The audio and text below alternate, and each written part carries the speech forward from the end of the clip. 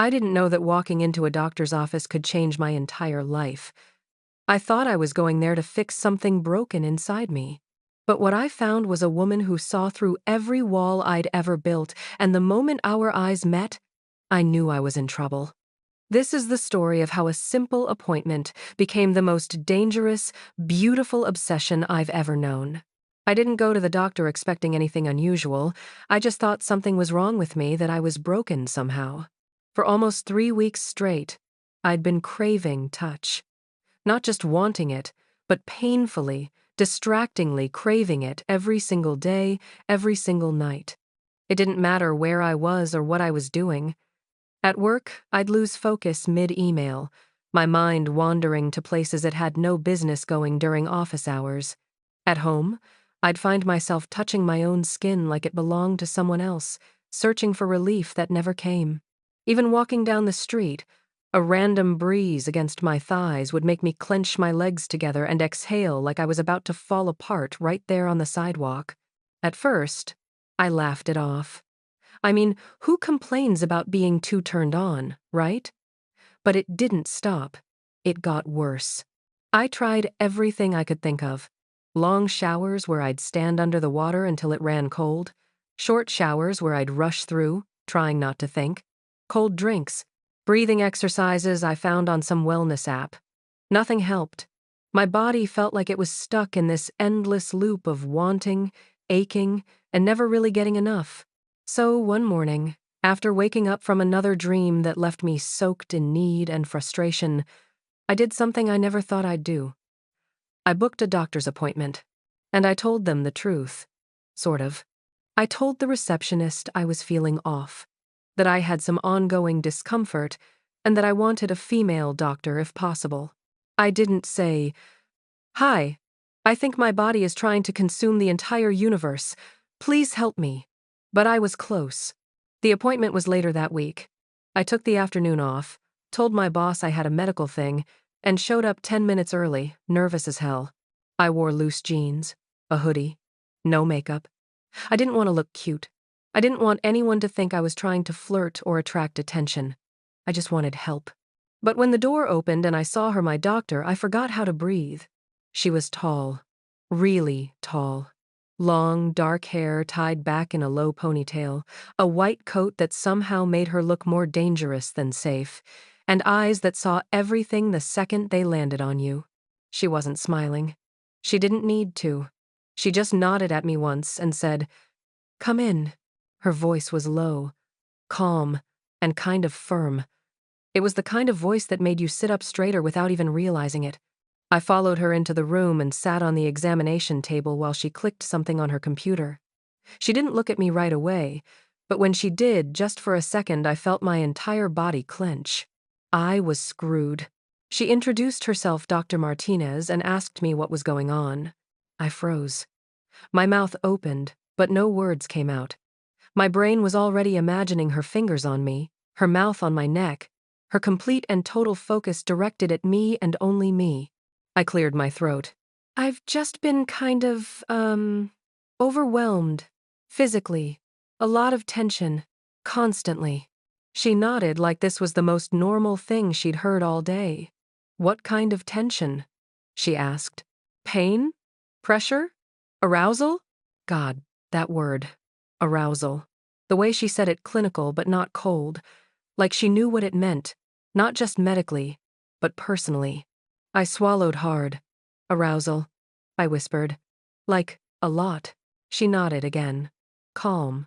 Professional. Her fingers moved smoothly across the keyboard. "And how long has this been happening?" "Almost 3 weeks." She tilted her head slightly, studying me. "And is there a pattern to it? Does anything trigger it?" "Everything," I said, too fast. "Nothing. It just happens." Her lips twitched at the corners. Just a little. Not a smile, but close. She stood up. "I'd like to do a basic physical exam, just to rule some things out. Is that okay?"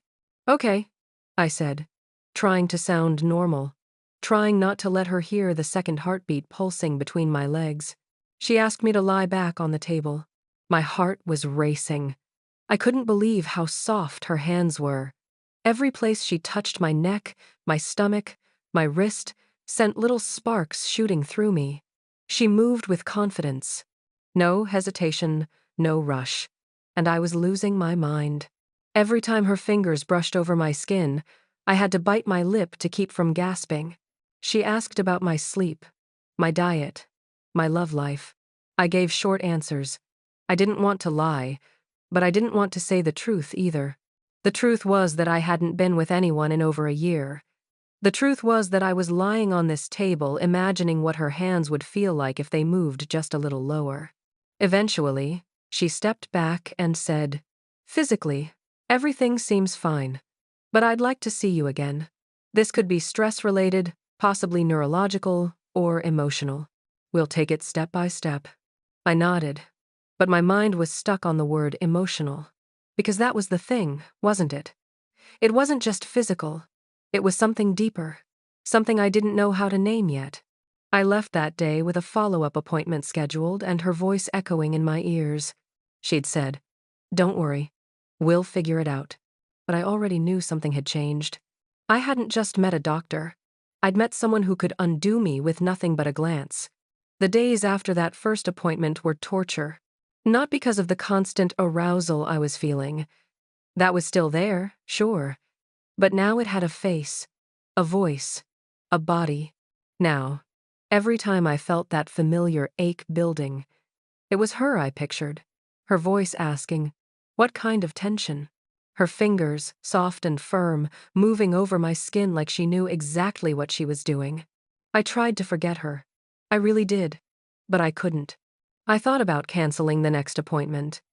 I thought maybe this was a mistake, that maybe I was just obsessed, that maybe I needed to see someone else, someone older, someone less attractive, someone who didn't make my entire body hum just by existing in the same room. But something deeper told me to go back, not just because I was turned on all the time, but because for the first time, someone made me feel like I wasn't crazy for it. When I returned the following week, she greeted me the same way, calm, polite, direct. No smile, no flirting. But her eyes still lingered just a second too long. This time, the appointment was different. She didn't do another full physical exam. She sat across from me, crossed her legs slowly, and asked if I'd be okay talking more about what I'd been feeling. I nodded. So I started talking. I told her I wasn't in a relationship. I hadn't been with anyone in a while. I didn't watch adult films often. I didn't even think about intimacy all the time. Not until now. "It's like my body is craving something," I said, "and I don't even know what it is." She leaned forward slightly. "Do you feel safe when it happens? Or scared?"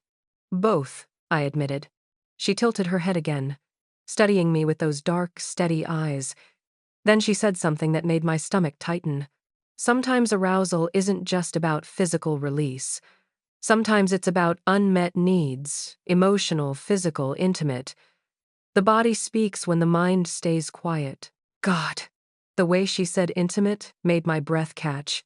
Her eyes were steady, but I swore there was something else behind them now. Something warm, watching, curious. I looked away. I feel like I'm losing control. She leaned forward just a little more. "What if that's not a bad thing?" We sat in silence for a moment. Then she suggested we meet weekly. She said she wanted to help figure out if this was emotional buildup, hormonal imbalance, or something else entirely. I didn't care what the reason was. I just wanted to be near her again. That became our rhythm. Every week, I'd show up. She'd ask questions. I'd answer with flushed cheeks and a racing heart. We never touched again after that first exam. But the tension, it grew. Slowly, quietly, like something curling tighter under the surface, waiting to snap. Some weeks I wore something looser to hide how aroused I got just sitting across from her. Other weeks, I wore tight jeans just to feel a little more in control. I wasn't sure who I was trying to tease, myself or her. One day, maybe the third or fourth session, she asked a question that changed everything. "Do you feel more aroused after leaving our sessions?" I blinked at her. My mouth went dry. I wanted to lie. I really did. But my body betrayed me.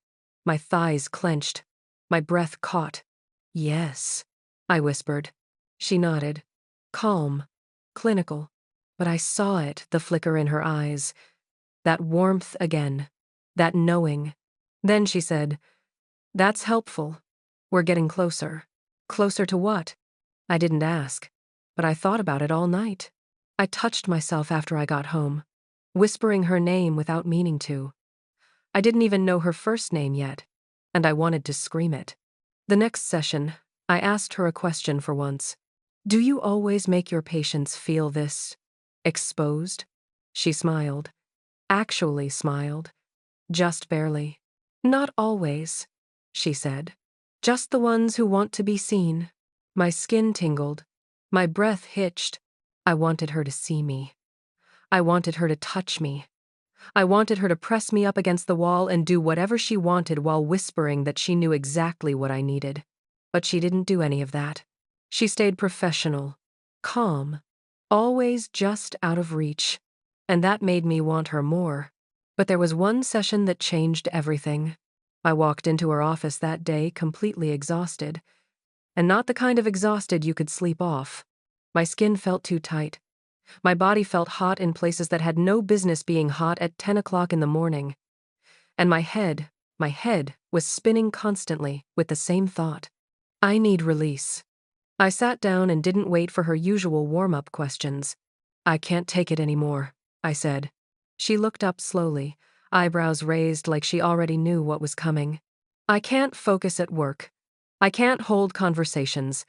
I'm snapping at people. I'm daydreaming about everything. And it's not even normal stuff. I paused, lowering my voice. It's raw, intense, constant. She was quiet, studying me with those dark eyes. Then she nodded slowly. You've been holding yourself back, she said. I have to, I said quickly. If I didn't, I'd be God. I'd be in the office bathroom all day. She leaned back slightly in her chair, her expression calm, focused. But again, her eyes gave something away. Then maybe it's time to stop holding back, she said softly. I blinked at her. What?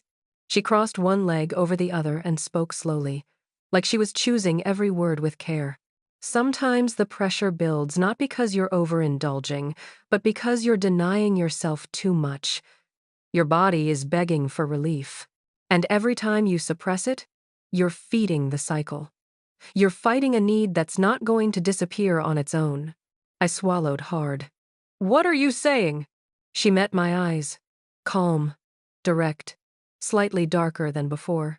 I'm saying maybe you need to stop trying to stay in control. At least for now. When you feel aroused, let your body follow it. Touch yourself, as often as you need. Don't push it away. Ride it out. Let your body have the experience, instead of punishing it for asking. I think I forgot how to blink. I just stared at her. Heat rising up my neck, my thighs squeezing together without me even thinking about it. And in the meantime, she added, her voice softer now, there's something that might help. She stood and walked to one of the drawers behind her desk. I couldn't see what she was doing. My mind raced with a dozen wild possibilities. When she turned back, she wasn't holding anything physical, but she did hand me a small brochure. Clean design, simple title, The Rose. My mouth went dry. She sat back down and said, it's a discreet, high-quality stimulator, compact, gentle. A lot of women find it helps with ongoing tension like yours. Controlled, private, effective. I didn't even know what to say. She wasn't joking. She wasn't embarrassed. She was dead serious. I can't prescribe you what your body's craving, she added, her voice almost too calm. But I can suggest tools to make it more manageable. I held the brochure with both hands like it might catch fire. And if I use it? I asked quietly. Like you said. Whenever I need to. She gave the tiniest nod. Exactly. Don't suppress. Let it happen. Let go. The words hit me deep. Let go. I hadn't done that in so long. Not really. When I left her office that day, I didn't even make it home before ordering the rose online. One click, same day delivery. And that night, I used it twice. No guilt, no shame, just heat, relief, and her voice in my head the whole time saying, "Let go." I started using it daily, sometimes multiple times, and each time, something changed. My mind got clearer. My body loosened. I still wanted her badly, but now the ache wasn't suffocating. It was electric, and it was building into something more. Something dangerous. Something close. By the time our next session came, I had memorized the sound of her heels in the hallway. I could tell it was her the moment she entered the building. And when I sat in her office again, I was calmer. Not completely God, no, but I wasn't vibrating with need the way I used to. Because now I had the rose. But the calm didn't last long. She sat across from me like always. Legs crossed. Hands on her lap. Smooth.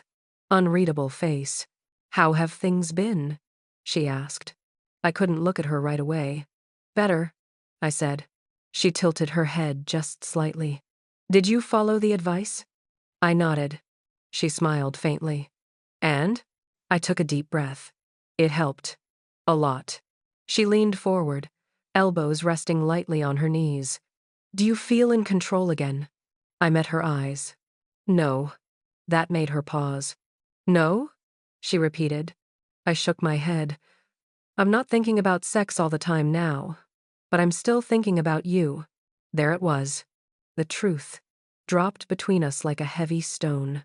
She didn't move. Her lips parted for just a second. Then she closed them, sat back, and exhaled slowly. "I see," she said carefully. I waited, watching, listening for anything: anger, rejection, maybe discomfort. But none of it came. Instead, she uncrossed her legs, shifted in her seat, and looked down at her lap. Her hands were still folded, but they were tighter now, tense. "You're not the first patient to develop feelings during treatment," she said softly. I interrupted. "This isn't just feelings." She looked up again. "This is hunger," I whispered. "And not just for sex, for you. For how you talk to me. Look at me. Make me feel seen. I walk into this office and I don't feel crazy. I feel understood." Her throat moved in a small swallow. I sat forward. "And I know you feel it too. I see it in you, even when you try to hide it. Every time you look at me too long. Every time you pause before speaking. Every time your voice dips a little too low." She closed her eyes for a second. Just one. And when she opened them, her gaze was sharp, steady. "You're right," she said. That shocked me more than anything. "You're right," she repeated, this time softer. "I feel it too, but I can't act on it. Not while you're still my patient." My heart was hammering so loud I could barely hear my own thoughts. "But if I wasn't?" I asked, voice barely above a whisper. "If I wasn't your patient?" She didn't answer right away. Then she said it. Calm. Low. Steady. "Then I wouldn't be sitting across from you right now." A rush went through me so strong I had to clench the arms of the chair. She looked away quickly, like she regretted saying it. But the words were already out, and everything changed after that. The sessions were still clinical on the surface, but underneath, the tension was 10 times worse. Sometimes I thought about canceling just to get some space, but I couldn't stay away. I needed her. Not just her advice or her guidance, but her presence, her breath, her body, her skin against mine. And I think she needed me too. The way her eyes softened when I laughed, the way her fingers twitched when our hands accidentally brushed, the way her voice trembled just a little when I looked at her too long. We were playing with fire, and we both knew it. It happened the day I told her I was thinking of ending the sessions. Not because I was better, but because I couldn't take it anymore. The pull between us was too strong. Every week I left her office more desperate than I'd arrived. So that day, I sat down in the chair across from her and said it plain and clear. I think this should be our last session. She didn't speak for a few seconds, just stared. Then she asked, "Why?" "You know why." Her lips pressed together. "I want to hear you say it." "Because I want you," I said, "not just in theory, not just in passing thoughts or dreams. I want your hands on me, your mouth, your weight on top of mine. And I can't pretend this is still professional." Her breath caught. Quiet, but I saw it. "I want to be clear," I continued. "I'm not asking you to break any rules. I'm ending this. Right now. No more sessions. After today, you're no longer my doctor." She stood up. I watched her walk slowly toward the door, and for a split second, I thought she was leaving. Instead, she locked it. That soft click of the door sent a shiver down my spine. She turned around, her expression unreadable. "I shouldn't be doing this," she said. "You have no idea how long I've fought it." I stood too, heat pulsing through my chest and down to the ache between my legs. "You're not my doctor anymore." The silence was thick. And then she moved. One step, then two, and then she was in front of me, close enough that I could smell the soft perfume she always wore. She raised a hand slowly, brushing her fingers against my cheek, letting them linger just beneath my jaw. My skin burned under her touch. "You drive me crazy," she whispered. I leaned into her palm. "Then stop fighting it!" And that was it. Her mouth was on mine, hungry, deep, desperate, like she'd been starving, and I was the first real meal in months. I grabbed her waist, pulled her closer. Her tongue slid into my mouth with ease, and I groaned against her lips. It was messy, raw, no holding back. Hands were everywhere. Her blazer dropped to the floor. My blouse came undone between kisses. She kissed down my neck, biting gently, pulling moans out of me like she already knew exactly where to touch. I fumbled with her shirt, eager, frantic. When I finally got it off, her skin was warm and smooth beneath my hands. She pushed me gently back onto the couch and climbed over me. Her eyes scanned my body, slow and burning, like she was memorizing every inch. "I've wanted to do this since the first day you walked in," she murmured, her hand slipping under my waistband. I arched into her touch, gasping. "No more holding back," I whispered. "No," she said, her mouth near my ear. "Not tonight." And she gave me everything. Her mouth, her hands, her heat. She touched me like a woman who'd waited too long. And I gave in like a woman who'd needed this all her life. That night, I didn't leave her office until after midnight. Hair messy, clothes wrinkled, skin flushed. But I had never felt so clear, so seen, so full. It wasn't just the intimacy. It was a need finally met, a craving finally answered, and the beginning of something neither of us could stop now. The next morning, I woke up in my bed, sore in the best way. My skin still tingled where she had touched me. My thighs still ached from how many times she made me reach the edge. I stared at the ceiling, playing everything back in my head like a private movie. Her breath against my ear. Her voice, low and shaky, telling me I was dangerous. The way she whispered my name just before she came, too. I hadn't planned to fall asleep in her arms last night, but I had. And I hadn't planned to wake up alone, but I did. There was no text from her, no message, just silence. At first, I told myself to be patient. She probably had clients, meetings, a full schedule, but by noon, I was checking my phone every 5 minutes. By 2 p.m., I had showered, gotten dressed, and gone out for coffee just to distract myself. By 5, I was pacing. The silence started to crawl under my skin like guilt, like maybe it shouldn't have happened. But then my phone buzzed. Her. "Are you free tonight?" Me. "Yes. Come over." Not my office, my place. My heart jumped. I don't know why, but something about her inviting me into her personal space made everything feel different, more intimate, more real. That night, Her apartment smelled like jasmine and red wine. She wore a loose sweater, no bra underneath, tight black leggings. Her hair was down, her eyes softer than I'd ever seen them. She didn't say much at first, just handed me a glass of wine and sat beside me on the couch. We sipped in silence, the air between us full of unspoken things. Finally, she turned to me. "I didn't sleep," she said. "Me neither," I admitted. She looked down at her wine. "This feels dangerous." I leaned closer. "It is, but it's already happening. So let's stop pretending it's not." This time, the kiss was slower, deeper, less frantic, more deliberate. Clothes came off in the hallway. She pressed me against the wall and kissed down my chest, her mouth so warm and slow it made me tremble. In her bedroom, everything felt like a dream.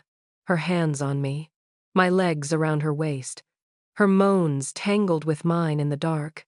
And then, after her hand rested on my stomach, my head on her chest, quiet, peaceful, real. "Are you going to get addicted to me?" she teased softly, half a smile on her lips. I smiled back. "I already am." And I meant it. Because this wasn't just lust anymore. It was obsession. And I didn't want a cure. We started seeing each other almost every night after that. No more cold offices, no more professional distance. Just her place or mine. Doors locked, clothes gone, hands everywhere. It was like opening a dam. Everything I had held back for weeks, I poured into her. And she didn't hold back either. Every kiss was wetter. Every touch was rougher. Every time we fell into bed, it was like we couldn't get close enough. She brought out a side of me I didn't know existed. I used to be shy, careful, polite in bed. But with her, I got loud. I swore. I begged. I let her see me break. And she loved every second of it. One night, she pulled me onto her lap on her living room couch, kissed down my neck, and whispered, "I don't want to be gentle tonight." I almost lost it right then. "Then don't," I whispered, grinding against her thigh. She didn't. She turned me over, pressed me down, and took her time unraveling me completely. She pinned my wrists above my head and said, "You have no idea how badly I wanted this.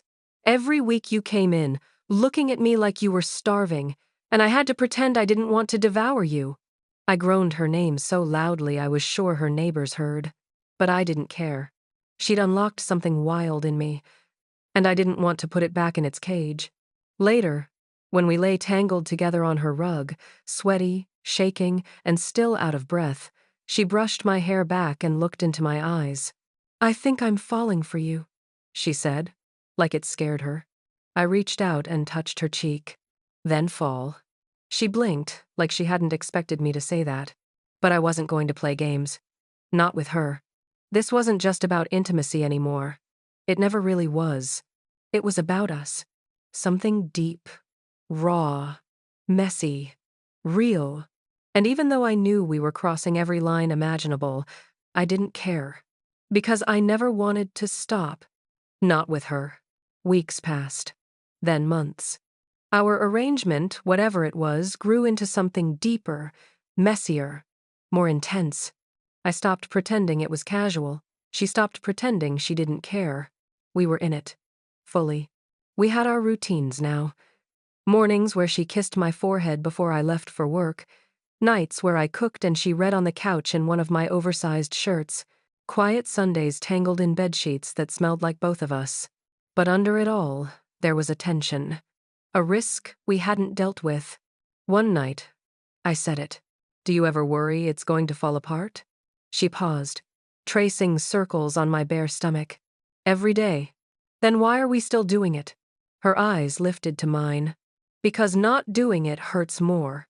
We both knew the truth. What we had wasn't simple. She had left her professional world behind to be with me. Risked her name, her license, her reputation. And I had let someone reach into the deepest part of me, see me, want me, heal me, in a way no one ever had. It started with lust, with need, With frustration I couldn't explain. But in the end, it turned into something real. She didn't just cure my body. She cured the part of me that felt broken, unseen, untouched. And I didn't need sessions anymore. I needed her. So I stayed. Not because I was desperate anymore, but because I was in love. So that's my story. The story of how I went looking for a cure and found love instead. How I crossed every line I wasn't supposed to cross. How I let myself fall completely, recklessly, beautifully. If this story made you feel something, if it made your heart race or your breath catch, please leave a like and let me know in the comments. Did you see it coming? Would you have done the same thing? I love hearing your thoughts. And if you're craving more stories like this raw, emotional, real lesbian love stories that don't hold back, make sure you subscribe to the channel. There's so much more coming. Thank you for being here. Thank you for listening. Thank you for letting me share this part of my heart with you. I'll see you in the next story. Until then, don't be afraid to let yourself fall.